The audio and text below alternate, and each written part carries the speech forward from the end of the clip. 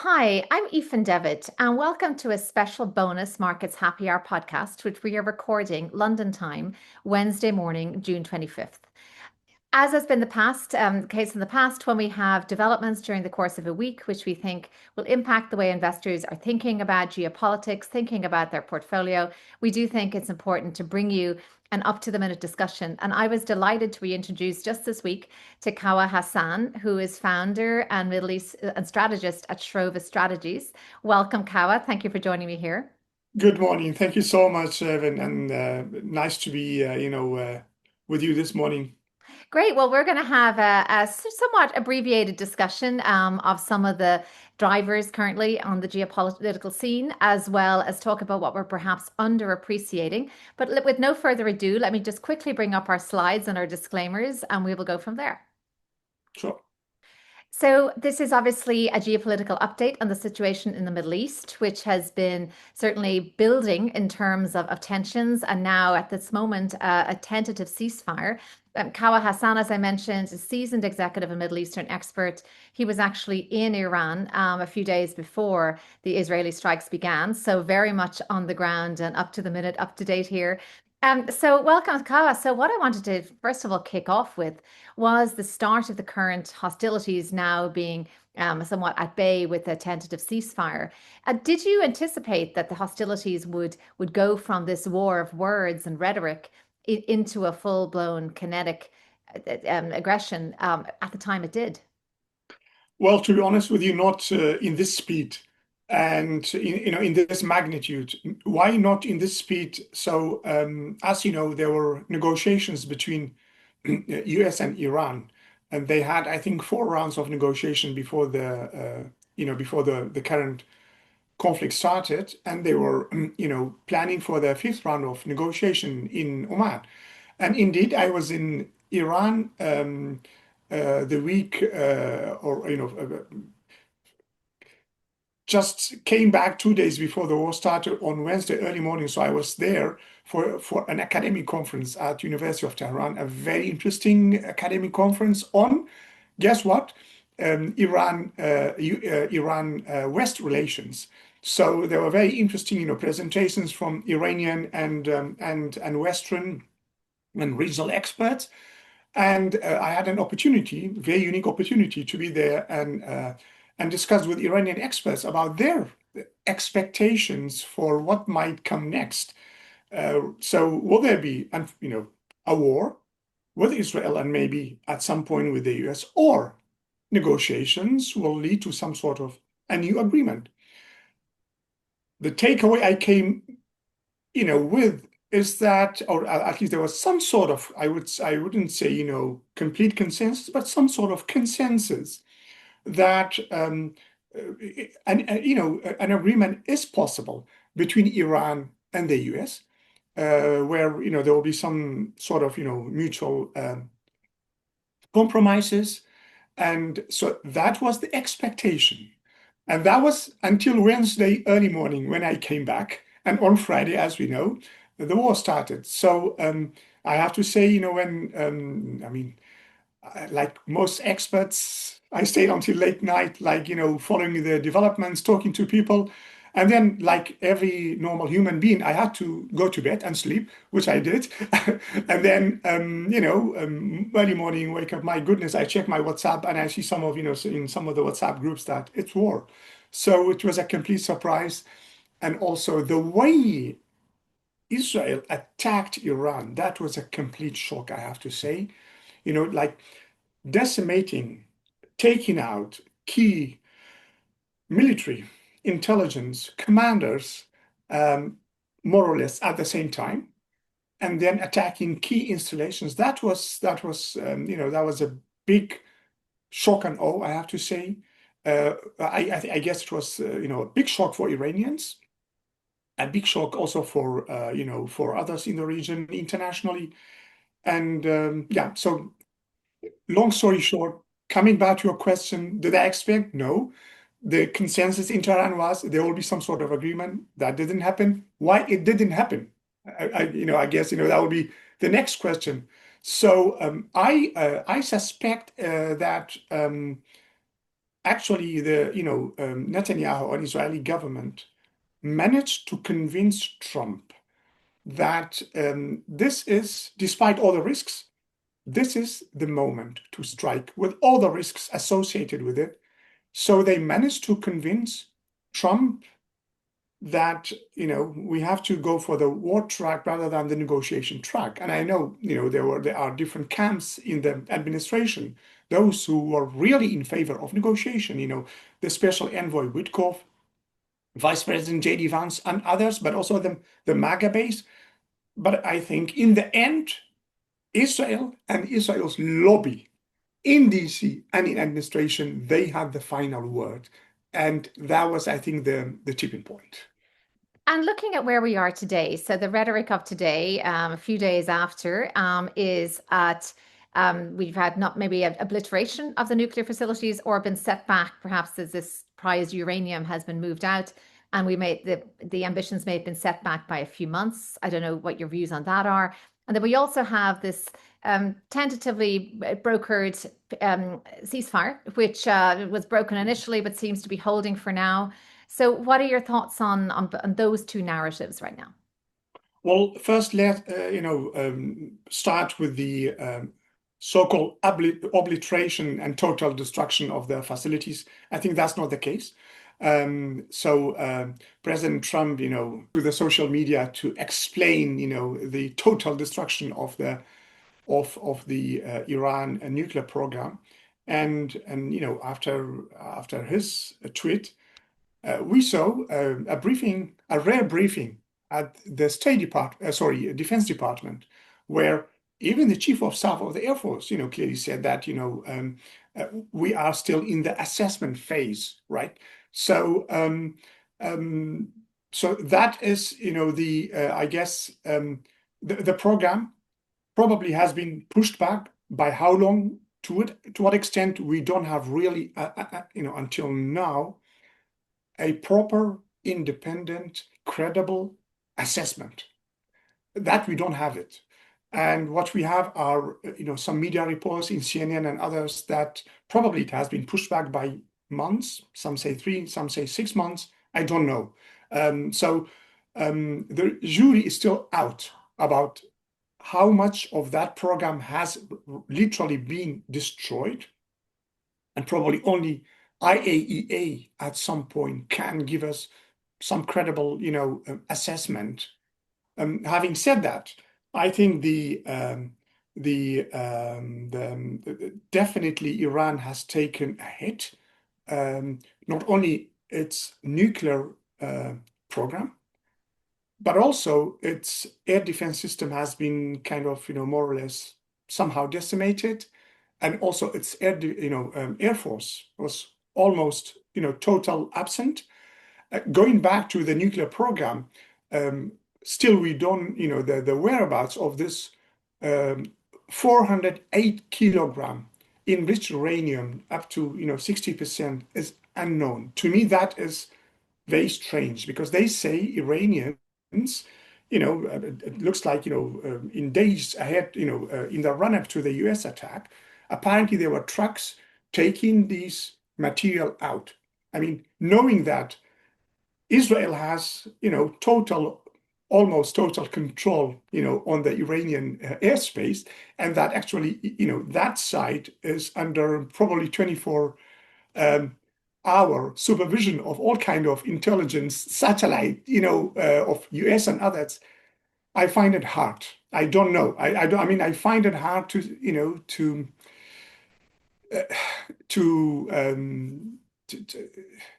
to think that they have taken it out completely. So I don't know. I don't have an answer really, because I struggle with it, given all these factors.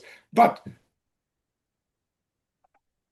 as things stand today, it seems the whereabouts of those 408 kilogram enriched uranium is unknown, and experts say that's enough to build 9 nuclear bombs, right? So that is, it's a big question mark. Where is that, and how Israel and US will deal with this going forward? So that's on the on the nuclear program. The ceasefire a very interesting ceasefire, very fascinating because we don't have any written document.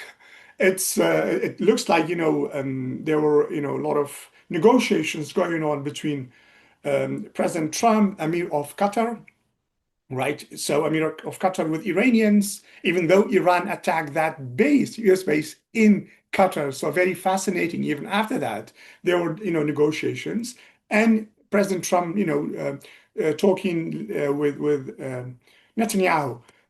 At the end of the day, we have a ceasefire, which is good, but is it a sustainable ceasefire? I doubt it. It's a truce, and we don't have any details of of what has been agreed upon between the warring parties. We don't have that.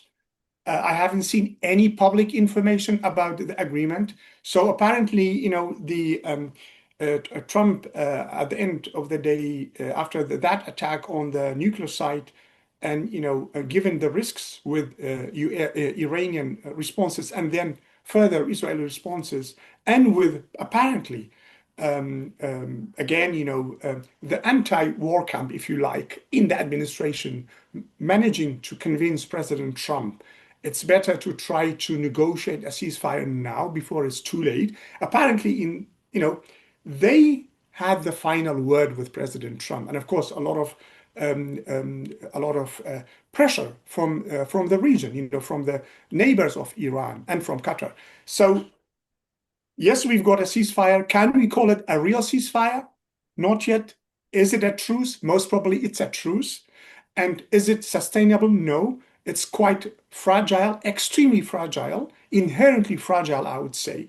And much depends really on how President Trump is keen to pursue this in the face of pressure from Israel, but also, how Iranians will deal with this, with a ceasefire. For now, it's holding, and I hope it will hold. So, and then that President Trump, Qatar, Oman, other countries will be able to capitalize on this very fleeting moment. We have a very fleeting window of opportunity. It may not last for too long. So I hope that they will capitalize on it, and hopefully it will be translated into a more sustainable ceasefire. And you had described the attack on Qatar as calibrated, telegraphed, and symbolic. And I think the US attacks too were certainly surgical. They were calibrated and symbolic, but more than symbolic, but they were certainly surgical. Um, I'd say, what would it take now for this moment, this fleeting moment, as you described it, to be seized upon and to be optimized, and for this to lead to some real progress and change? What would it take from both sides? Where are the incentives lining up? Well, first and foremost, we need leadership, and that we need global leadership, and that has been lacking for quite some time. So we need leadership from President Trump. We need leadership from Israel. We need leadership from Iran. I think the leadership from President Trump and his impact on Israel is decisive. And I hope that the anti-war camp, if you like, the anti-interventionist camp led by Vice President J.D. Vance and the MAGA base will manage to to continue influence the thinking of President Trump, to make sure that there is continuous pressure on Netanyahu to abide by the ceasefire. The same applies to Iran. So, but I think Iranians wanted badly, desperately, the ceasefire. I think because they have seen the magnitude of the destruction to their military intelligence leadership, but also the Israeli intelligence infiltration is Iran is unprecedented. So they responded and responded forcefully. They made a point. They can sell it to their own, and they are already doing that, to the population, at least the base, which is supporting the regime, as a victory. That's expected.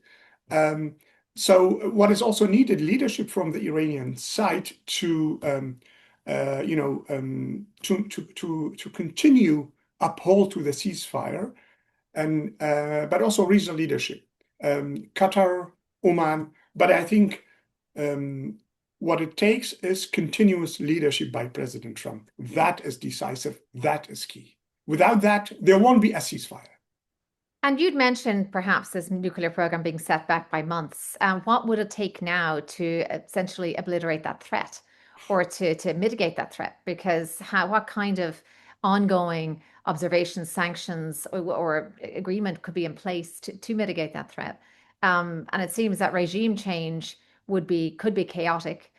Certainly would not be in the current Iranian interests. Then it's exactly the opposite, that they're trying to shore up their support. So that's been floated, but I think it's no longer, at least in the rhetoric. So what do you think we're overlooking, perhaps, or what would it take looking to the future now? I think totally destroying, obliterating the nuclear program, probably it's highly unrealistic. I think you need to you need not only air power, but you need also boots on the ground, total surrender by the regime, which will not happen, and also occupation of Iran and totally dismantling the program and continue occupying Iran, which will not happen. And so I think it's unrealistic to expect that the total destruction of the program.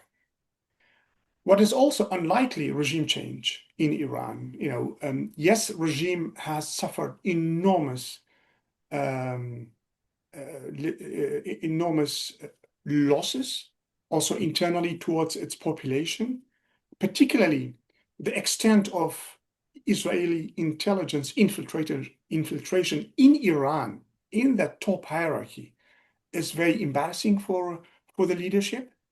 Um, so that's one impact of the current war on the Iranian leadership.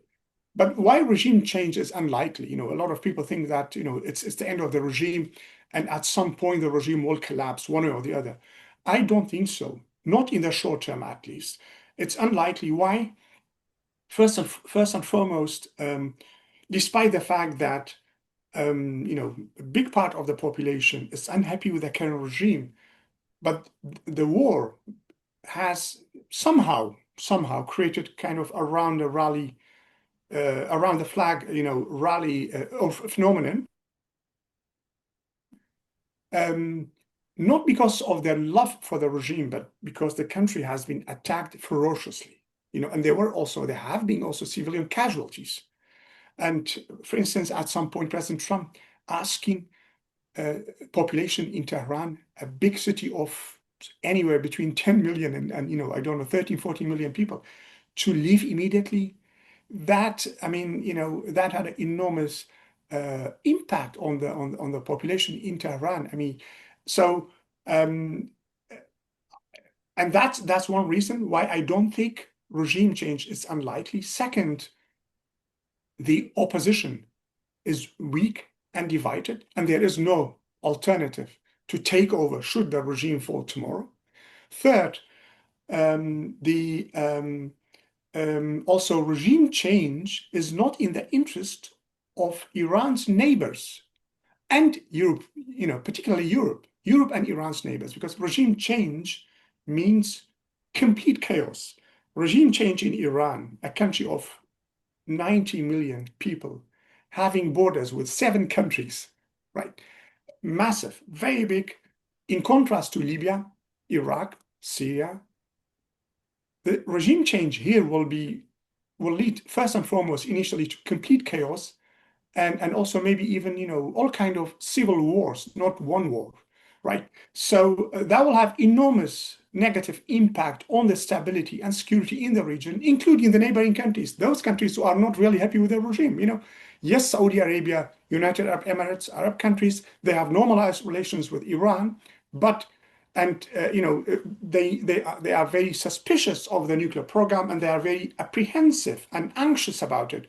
But in my view, they don't want regime change now because that means total chaos at a time when we just had a regime change in Syria, right? And you have a very relative um, stability in Iraq. So should that happen, nobody can really foresee the impacts. Europe is absolutely against regime change because that means, again, a new wave of refugees towards Europe, way much bigger than what we had in 2015, from Syria and from other countries towards Europe, but also the risks of terrorism, the risks of radicalization, and also at some point, you don't know what will happen with, Strait of Hormuz, right? If the regime falls and, you have different groups, warlords, new groups, I don't know, militias, taking control of different parts of Iran. So for all these reasons, I think both internal and external factors, regime change is unlikely. But having said that, this war will reshape state-society relations in Iran going forward. But that will take time. That will take time, and maybe we can discuss that in another podcast In sometime. another podcast, we will. And I suppose, what would it take then for the best case scenario road out of this? I meant, what kind of oversight, I suppose, would we have of this uranium, of their nuclear plans? Do we need a surrender of those nuclear ambitions? Do we then get joint a commitment to make Iran great again, or whatever may the current slogan be? How do you see a kind of a best case scenario? Well, the best case hoped for scenario is that first and foremost, the ceasefire will halt and that it will be translated into some more sustainable ceasefire. And then in parallel, which I expect will start, if not started now, negotiations, serious negotiations between Iran, US, but also at some point with the involvement of Europe, but that will be in a later stage because right now Europe is powerless, has no say whatsoever in the developments in Middle East, in the dynamics, impacting the dynamics of this war. So negotiations between Iran and US, IAEA again will be involved. We'll see mediation again by Oman and Qatar, hopefully to reach a new agreement on, the post June 13 war Iran, the new, or if you like, the post June 13 nuclear program. So most probably we'll have a new agreement if the ceasefire holds.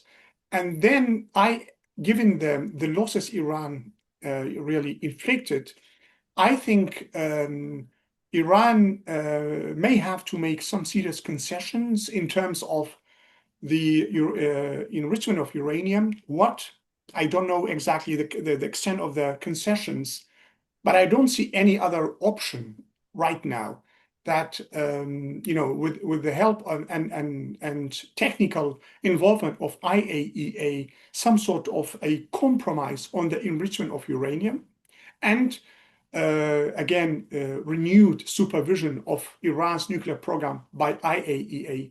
That is the best hoped for scenario, where also maybe Russia and China will have a say in it. Russia may have, some sort of leverage with Iran, and of course, US with Israel. So that is what we could hope for in the short to midterm. And just for our listeners who are not familiar, IAEA, International Atomic Energy Right. Agency. Last question, and it seems a little frivolous to bring it back to markets, given where we've taken this discussion, but I do think it's important just to have a quick minute or two on this. Obviously, we are focused on sometimes the economic impact of this development. Markets have been somewhat insulated from geopolitical news for some time, not just in this region. They're no longer reacting to much news in Russia, Ukraine. I think the surprise to many observers has that oil has not reacted more, that it had it certainly was more volatile and more reactive around the time of the Ukraine invasion. It seems to have certainly had some intraday spikes, basically gone from above 80, but it's now coming below 70 again when we hear about the ceasefire. as you mentioned, that the Strait of Hormuz certainly is key to the next move. In the context of this ceasefire, it seems that it being shut down is no longer at least a real-time threat. But how do you see that? Do you see any reason for oil being somewhat, the price of oil being somewhat agnostic to this? And how, any comment from your vantage point? I like your expression agnostic, oil being agnostic to geopolitics. So that's interesting.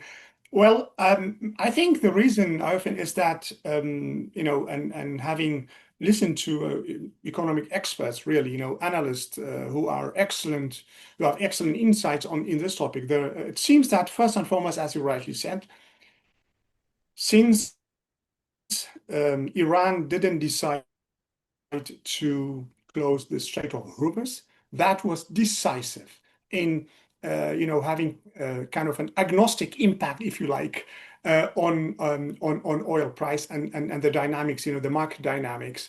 And it seems that also, the oil sector and people working in that sector, they have been, about what kind of might come from Iran in response to the US attack. So their analysis is accurate that Iranian response will be telegraphed, symbolic, calibrated. So, and that was the case, so they expect a sort of Iranian response after the killing of General Qasem Soleimani in Iraq during the first term of Trump, early January 2020. Which again, it was quite symbolic, the response of Iran. So that was more or less the case this time around. And also, according to analysts, by the end of this year, there would be sufficient supply of oil in the market, particularly because of the OPEC plus, policy to have sufficient supply. So that these are the reasons that have kind of had a positive agnostic impact on oil prices. Fantastic. And then just because I usually do touch on some of the other broader areas, I think that suffice to say that other aspects of markets, other indicators, taking this all in, observing hour by hour, day by day, as you are, but still not really moving the needle in terms of grander economic, I suppose, data and factors for the US and other economies. Still not expecting a rate cut next month. The futures market very much more focused on what the Fed says than what geopolitics says, and a little bit the equity market, I think, would be the same. Of course, as oil prices move around, even if they're a bit more agnostic, there's going to be a bit more movement in energy stocks as a result.